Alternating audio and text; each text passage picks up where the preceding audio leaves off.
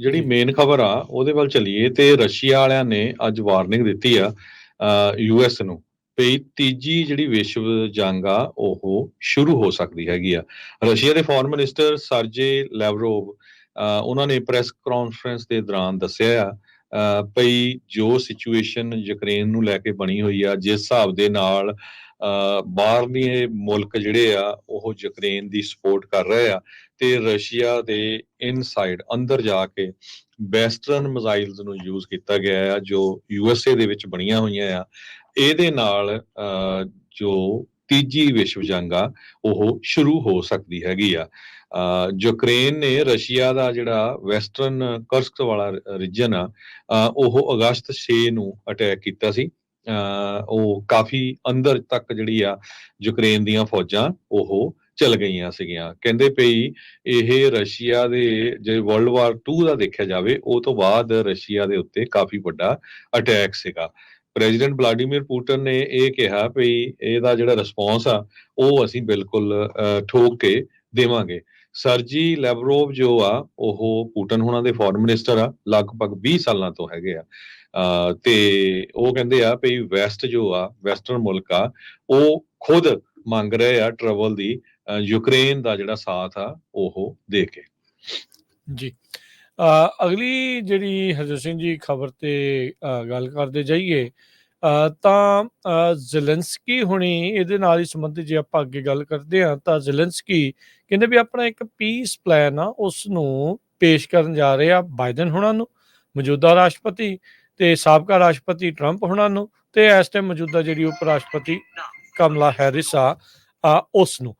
ਸੋ Ukraine ਦੇ ਜਿਹੜੇ ਰਾਸ਼ਟਰਪਤੀ ਜ਼ੈਲੈਂਸਕੀ ਆ ਉਹਨਾਂ ਨੇ ਇਵੈਂਚੁਅਲੀ ਕਹਿੰਦੇ ਵੀ ਆਪਣਾ ਜਿਹੜਾ ਪੀਸ ਪਲਾਨ ਆ, ਸ਼ਾਂਤੀ ਦਾ ਜਿਹੜਾ ਸੁਝਾਅ ਆ ਉਹ ਪੇਸ਼ ਕੀਤਾ ਹੈਗਾ ਆ। ਕਹਿੰਦੇ ਵੀ ਇੱਕ ਨਿਊਜ਼ ਕਾਨਫਰੰਸ ਦੇ ਵਿੱਚ ਗੱਲਬਾਤ ਕਰਦੇ ਹੋਏ ਯੂਕਰੇਨ ਦੀ ਰਾਜਧਾਨੀ ਕੀਵ ਤੋਂ ਉਹਨਾਂ ਨੇ ਕਿਹਾ ਵੀ 4 ਸਟੇਜ ਪਲਾਨ ਆ, ਵੀ ਰਸ਼ੀਆ ਦੇ ਜਿਹੜੇ ਕੁਰਕਸ ਰੀਜਨ ਆ ਉਹ ਸਾਡਾ ਲਈ ਪਹਿਲੀ ਇੱਕ ਕੜੀ ਸੀਗੀ। ਦੂਜੀ ਡਾਇਰੈਕਸ਼ਨ ਉਹਨਾਂ ਨੇ ਕਿਹਾ ਵੀ ਯੂਕਰੇਨ ਸਟ੍ਰੈਟੇਜਿਕਲੀ ਜਿਹੜਾ ਸਿਕਿਉਰਿਟੀ ਇਨਫਰਾਸਟ੍ਰਕਚਰ ਆ ਦੁਨੀਆ ਦਾ ਉਹਦੇ ਵਿੱਚ ਆਪਣੀ ਜਿਹੜੀ ਜਗ੍ਹਾ ਬਣਾਉਣਾ ਚਾਹੁੰਦਾ ਆ। ਸੋ ਲੱਗਦਾ ਆ ਵੀ ਉਹ ਨਾਟੋ ਦੇ ਜੁਆਇਨ ਕਰਨ ਦੀ ਗੱਲ ਕਹਿ ਲਓ ਵੀ ਖੱਬੇ ਸੱਜੇ ਹੋ ਕੇ ਜਿਹੜਾ ਉਹ ਉਹਨਾਂ ਨੂੰ ਕਹਿ ਰਿਹਾ ਆ। ਤੀਜੀ ਉਹਨਾਂ ਨੇ ਆਖੀ ਆ ਵੀ ਇੱਕ ਪਾਵਰਫੁਲ ਪੈਕੇਜ ਉਹ ਹੋਣਾ ਚਾਹੀਦਾ ਆ ਜਿਹਦੇ ਨਾਲ ਰੂਸ ਨੂੰ ਇਸ ਯੁੱਧ ਨੂੰ ਜਿਹੜਾ ਖਤਮ ਕਰਨ ਦੇ ਲਈ ਮਜਬੂਰ ਜਿਹੜਾ ਹੋਣਾ ਪਵੇ। ਤੇ ਚੌਥਾ ਕਹਿੰਦੇ ਇਕਨੋਮਿਕਲੀ ਇਸ ਦੇ ਵਿੱਚ ਆਪਾਂ ਨੂੰ ਅੱਗੇ ਮਜ਼ਬੂਤ ਯੂਕਰੇਨ ਨੂੰ ਕਰਨ ਦੀ ਗੱਲ ਹੋਣੀ ਚਾਹੀਦੀ ਆ। ਹੁਣ ਤੁਸੀਂ ਹੁਣੇ ਦੱਸ ਕੇ ਹਟੇ ਆ, ਇਹ ਕਹਿੰਦੇ ਵੀ ਇਹ ਸਲਾਹ ਇਹ ਦਿੰਦੇ ਵੀ ਡਿਪਲੋਮੈਟਿਕਲੀ ਉਹਦੇ ਗੋਡੇ ਲਵਾ ਕੇ ਤਾਂ ਉਹਨੂੰ ਜਿਹੜੀ ਜੰਗ ਆ ਬੰਦ ਕਰਨ ਦੀ ਗੱਲ ਆ ਕੇ ਉਹ ਤੀਜੇ ਵਿਸ਼ਵ ਯੁੱਧ ਦੀ ਜਿਹੜੀ ਆ ਉਹ ਧਮਕੀਆਂ ਦੇਈ ਜਾਂਦੇ ਆ। ਇਹ ਪਹਿਲੀ ਵਾਰ ਨਹੀਂ ਦਿੱਤੀ। ਨਿਊਕਲੀਅਰ ਹਮਲੇ ਦੀ ਜਿਹੜੀ ਆ ਧਮਕੀ, ਨਿਊਕਲੀਅਰ ਮਿਜ਼ਾਈਲ ਛੱਡਣ ਦੀ, ਵਰਲਡ ਵਾਰ 3 ਦੀ ਜਿਹੜੀਆਂ ਧਮਕੀਆਂ ਪਹਿਲਾਂ ਵੀ ਉਸ ਪਾਸਿਓਂ ਜਿਹੜੀਆਂ ਉਹ ਆ ਚੁੱਕੀਆਂ ਆ।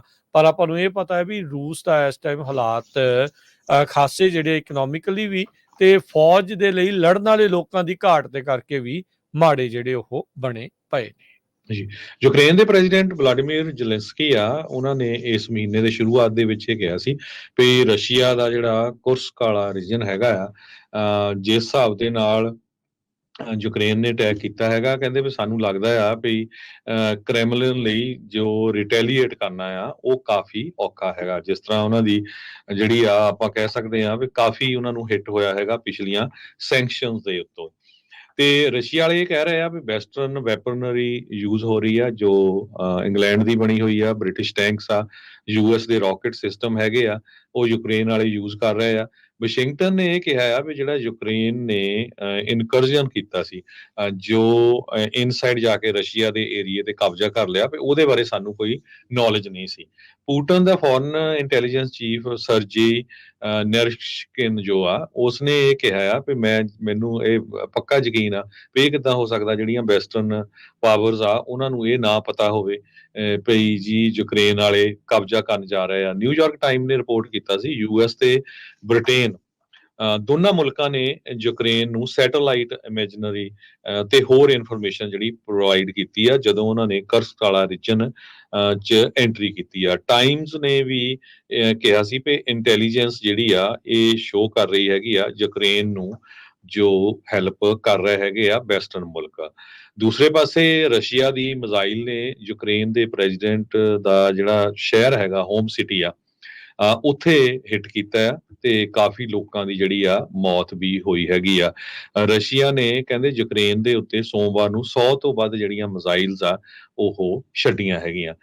ਤੇ ਇਹਦੇ ਨਾਲ ਹੀ ਰਿਲੇਟਡ ਬਿਜ਼ਨਸ ਇਨਸਾਈਡਰ ਨੇ ਕਾਫੀ ਵੱਡੀ ਖਬਰ ਛਾਪੀ ਹੈਗੀ ਆ ਵੀ ਜੀ ਇੰਡੀਆ ਹੁਣ ਕਿਸ ਤਰ੍ਹਾਂ ਜਿਹੜਾ ਘੜਕੀ ਚ ਆਇਆ ਆ। ਇੱਕ ਪਾਸੇ ਤਾਂ ਇੰਡੀਆ ਧੜਾ ਧੜ ਰਸ਼ੀਆ ਤੋਂ ਤੇਲ ਖਰੀਦ ਰਿਹਾ ਆ, ਹਾਲਾਂਕਿ ਬਹੁਤ ਸਾਰੇ ਲੋਕਾਂ ਨੂੰ ਇਹ ਭੁਲੇਖਾ ਆ ਵੀ ਉਹ ਜਿਹੜਾ ਤੇਲ ਆ ਉਹ ਇੰਡੀਆ 'ਚ ਯੂਜ਼ ਹੁੰਦਾ ਆ, ਉਹ ਤੇਲ ਅਲਟੀਮੇਟਲੀ ਯੂਰਪ ਮੁਲਕਾਂ ਨੂੰ ਚਲੇ ਜਾਂਦਾ ਰਿਫਾਈਨ ਹੋ ਕੇ। ਤੇ ਦੂਸਰੇ ਪਾਸੇ ਯੂਕਰੇਨ ਦੇ ਨਾਲ ਵੀ ਜਿਹੜਾ ਸੰਬੰਧ ਰੱਖਣਾ ਚਾਹੁੰਦਾ ਆ, ਵੈਸਟਰਨ ਕੰਟਰੀਜ਼ ਜਿਹੜੀਆਂ ਆ ਉਹ ਕਾਫੀ ਅਪਸੈਟ ਆ ਇੰਡੀਆ ਦੇ ਇਸ ਜੋ ਵਿਵਹਾਰ ਆ ਉਹਨੂੰ ਲੈ ਕੇ। ਇੰਡੀਆ ਵਾਲੇ ਇਹ ਸੋਚਦੇ ਆ ਵੀ ਚਾਈਨਾ ਰਸ਼ੀਆ ਦੇ ਲਾਗੇ ਹੋ ਰਿਹਾ ਤੇ ਚਾਈਨਾ ਨੇ ਇੰਡੀਆ ਤੇ ਕਾਫੀ ਦਾਬਾ ਪਾਇਆ ਆ। ਪਿੱਛੇ 2-3 ਸਾਲ ਪਹਿਲਾਂ ਇੰਡੀਆ ਦੇ ਫੌਜੀ ਵੀ ਮਾਰੇ ਗਏ ਸੀ। ਲੇਹ ਲਦਾਖ ਵਾਲਾ ਏਰੀਆ ਉੱਥੇ ਹਜੇ ਵੀ ਜਿਹੜੀ ਆ ਪੂਰੀ ਕਸ਼ਮਕਸ਼ ਚੱਲਦੀ ਰਹਿੰਦੀ ਹੈਗੀ ਆ।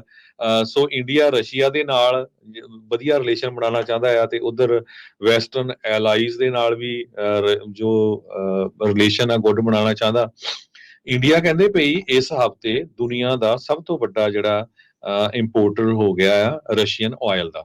ਸੋ ਰਸ਼ੀਅਨ ਆਇਲ ਸਭ ਤੋਂ ਜ਼ਿਆਦਾ ਜਿਹੜਾ ਆ ਇੰਡੀਆ ਨੇ ਪਿਛਲੇ ਸਮੇਂ 'ਚ ਖਰੀਦਿਆ, ਪਹਿਲਾਂ ਚਾਈਨਾ ਵਾਲੇ ਸੀਗੇ। ਸੋ ਨਰਿੰਦਰ ਮੋਦੀ ਹੁਣੀ ਜੋ ਪ੍ਰਾਈਮ ਮਿਨਿਸਟਰ ਆ ਉਹ ਪਹਿਲਾਂ ਰਸ਼ੀਆ ਵੀ ਗਏ ਆ, ਫਿਰ ਯੂਕਰੇਨ ਵੀ ਗਏ ਆ ਤੇ ਇੱਕ ਤਰ੍ਹਾਂ ਦੇ ਨਾਲ ਉਹ ਹੁਣ ਪੀਸ ਮੇਕਰ ਦੀ ਗੱਲਬਾਤ ਕਰਨ ਦੇ ਲਈ ਜਿਹੜਾ ਮੀਡੀਆ ਦੇ ਵਿੱਚ ਆ ਰਹੇ ਹੈਗੇ ਆ।